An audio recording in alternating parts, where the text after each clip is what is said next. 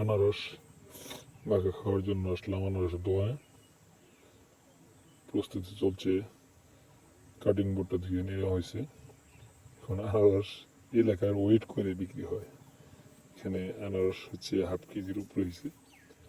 তো এখন কাটার জন্য প্রস্তুতি চলছে।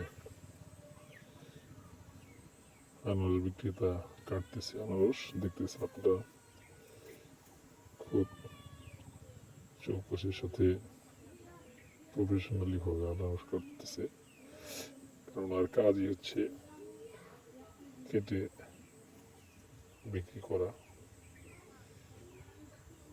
দেখেন সুন্দর করে সিলে ফেলেছে।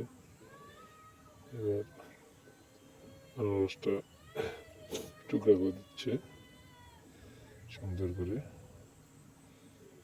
পর্যায়ে আনারস টুকরা করা কমপ্লিট। এখন মশলা যা যা আছে দিয়ে খাবারগুলো ডিব্বার ভিতরে বড় হচ্ছে। এই পর্যায়ে দেওয়া হচ্ছে আপনার মরিচ, শুকনো মরিচের গুঁড়ো আর কি, লবণ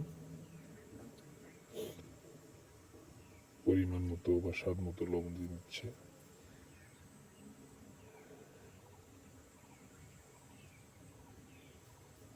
লবণ আটকে গেছে, কি অবস্থা! কাসুন তো দিয়ে দিচ্ছে,